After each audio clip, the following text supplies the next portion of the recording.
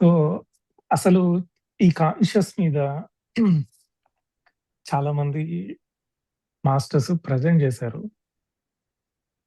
అసలు దీన్ని కాన్షియస్ గురించి చెప్పుకోవాలి అంటే రకరకాల సిద్ధాంతాలు ఏమీ లేవు. చాలామంది కాన్షియస్ ఇక్కడుంటుంది. కాన్షియస్ ఎక్స్‌పాండ్ చేయాలి. కాన్షియస్ అక్కడుంటుంది. కాన్షియస్‌ని ఇలా కాన్షియస్‌నెస్, చేరుకోవాలి. ఆ! కాన్షియస్ మూల చైతన్యం, ధమ్మ, తావో, సత్, పురుష. సో, ఏదైనప్పటికీ దాని పేరు ఒకటే. దాని పేరే సత్యం అనుకోండి. ట్రూత్ అనుకోండి. ఇది మూల చైతన్యం కాన్షియస్‌నెస్. ఈ కాన్షియస్‌నెస్‌ని కృష్ణుడు ఎలా డిస్క్రైబ్ చేశాడు అంటే, ఈ మూల చైతన్యం అనేది ఎప్పుడూ ఉంది. పుట్టలేదు, పుట్టలేదు కాబట్టి చావదు. అనంతం, ఆది, అంతం లేదు. అఖండం అంటే పార్ట్స్‌గా ఏమి లేదు. ఇదే అన్నిటికీ ఆధారం. అన్నీ దీని మీద ఆధారపడతాయి కానీ, ఏది దేని మీద ఇదే ఆధారపడదు. సో, దీని గుణం ఏంటి అంటే ఆనందం దాని గుణం. అది ఏంటి అంటే చైతన్యం. అదొక చైతన్యంగా ఉంటుంది. స్తబ్దంగా ఉండదు. తర్వాత ఇంతే ఆయనిచ్చిన డిస్క్రిప్షన్. దీన్ని దీంట్లో నుంచి ఏమేం పుట్టాయి? క్రియేషన్ ఎలా జరిగింది చెప్పాడు.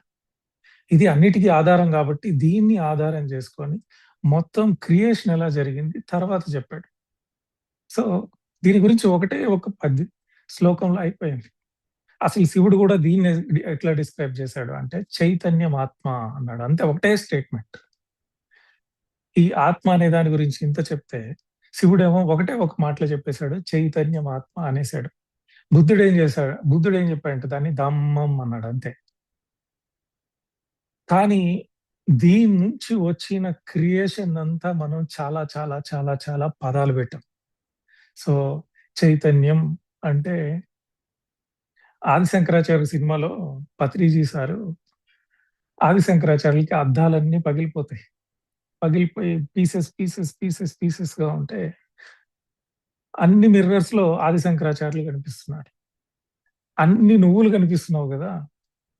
అయన్నీ అన్ని లేవు. ఉన్నది ఒకటే అనేది సింపుల్‌గా తేల్చేసాడు.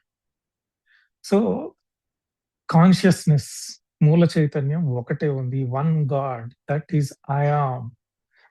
అదే సత్యం, అదే ధమ్మం, అదే తావో, అదే బ్రహ్మన్. బ్రహ్మన్ అంటే మళ్ళీ 4 తలలుండే బ్రహ్మ కాదు. వీళ్ళంతా మాట్లాడేది దాని గురించి. సో, ఈ కాన్షియస్‌నెస్ యొక్క ప్రతిరూపాలు ఎక్స్‌ప్రెషన్స్ అంటాం మనం. సో, ఈ ఎక్స్‌ప్రెషన్సే ప్రకృతి. ఒక ఫ్లవర్‌కి రంగుంటుంది, స్మెల్ ఉంటుంది, స్ట్రక్చర్ ఉంటుంది, లైఫ్ ఉంటుంది. ఇవన్నీ చైతన్యం యొక్క ఎక్స్‌ప్రెషన్సే. మళ్ళీ ఎనర్జీ వేరు. ఓకే. మైండ్ వేరు, బాడీ వేరు అట్లా కాదు. అది లేని ప్లేస్ అంటూ లేదు. సర్వాంతర్యామి అఖండంగా ఉంది. అన్నీ దీని యొక్క చైతన్యంతోనే సర్వైవల్‌లో ఉన్నాయి. ఎక్స్‌ప్రెషన్‌గా.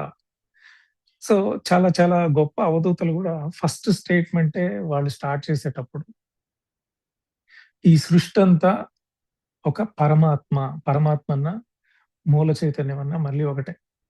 ఈ పరమాత్మ నుంచి పైకి లేస్తున్నాయి. మళ్ళీ పరమాత్మలోనే లయమవుతున్నాయి. మళ్ళీ పరమాత్మ నుంచి ఎక్స్‌ప్రెషన్‌గా బయటకొస్తున్నాయని జెప్తారు. ఈ కాన్షియస్‌నెస్, ఈ మూల చైతన్యం అనేది బాగా అర్థం చేసుకోవాలంటే అది ఎక్కడ వెతకాలి అనేది జనాలకి సమస్య. దాన్ని ఎక్కడ వెతకాలి? దుఃఖరాహిత్య స్థితి ఎప్పుడొస్తుంది అంటే, ఈ మూల చైతన్యమే నేను అని మీకు తెలిసినప్పుడు విజ్డమ్, మోక్షం, ఫియర్‌లెస్‌నెస్ స్టేట్, సచ్, చిత్, ఆనంద స్థితి. సత్ అంటే మారంది. ఏది మారదు అంటే సత్యం మారదు అంటాం. ఆ సత్యమే మూల చైతన్యం. దీనన్నిటికి రకరకాల పదాలు పెట్టారు. సత్ అన్నాడు, ఒకడు దమ్మ అన్నాడు, ఒకడు బ్రహ్మన్ అన్నాడు, ఒకడు పరమాత్మ అన్నాడు, ఒకడు మూల చైతన్యం అన్నారు. సో, వాళ్ళ ఫిలాసఫీ ప్రకారం వాళ్ళు పేరు పెట్టారు. వాళ్ళంతా మాట్లాడేది ఒక వస్తువు గురించే. ఓకే. కన్‌ఫ్యూజ్ అవుతుంటాం మనం. సో, చైతన్యం ఇక్కడుంది, చైతన్యం అక్కడుంది. చైతన్యం లేని ప్లేస్ లేదు. అఖండం, అమేయం, అమోఘం, అనంతం. దాని మీద అన్నీ ఆధారపడున్నాయి. దాని మీద అన్నీ డిపెండెంట్. అది దేని మీద ఆధారపడలేదు. ఇది క్లారిటీ ఉండాలి. సో, ఈ చైతన్యం విస్తరించేటప్పుడు అనంతంగా ఉంది గదా! మళ్ళీ విస్తరించేది ఏంటి అంటే, దట్ ఎక్స్‌ప్రెషన్ ఉంటుంది దాంట్లోనే. ఈ సృష్టంతా దానిలోనే నడుస్తుంది. ఆత్మ అంటే మళ్ళీ కృష్ణుడు ఇంకొక మాట అంటాడు. ఏమంటాడు అంటే, దాని ఎక్స్‌ప్రెషన్స్ ఎలా ఉంటాయంటే అన్నీ దానిలోనే కలిగుంటాయంట. దాని నుంచి ప్రొజెక్షన్స్ లాగా బయటికెళ్ళవు.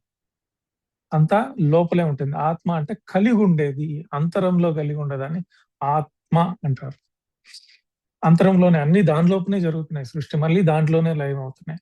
ఇప్పుడు సముద్రంలో రకరకాల ఫిషెస్ ఉంటాయి. రకరకాల సృష్టి ఉంటుంది. తిమింగలాలుంటాయి. ఒక సైడ్ తాబేళ్లుంటాయి. కింద ఒక సృష్టే ఉంటుంది. అవన్నీ ఎక్కడ పుడుతున్నాయి? సముద్రం లోపలే. మళ్ళీ ఎక్కడ లయమవుతున్నాయి? మళ్ళీ సముద్రం లోపలే.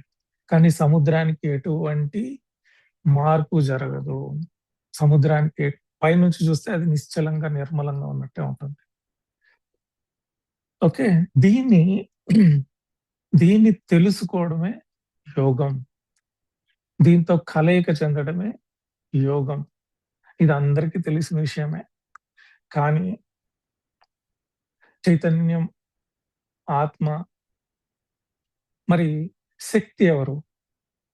శక్తి గూడా చైతన్య పరమాత్మ, మూల చైతన్యం, బ్రహ్మం దాంట్లో ఒక ఎక్స్‌ప్రెషనే శక్తి గూడా. ఈ మూల చైతన్యం నుంచి శక్తి తర్వాత మళ్ళీ కాన్షియస్‌నెస్ అనేది గూడా మళ్ళీ ఇంకో కాన్షియస్‌నెస్ పుడుతుంది.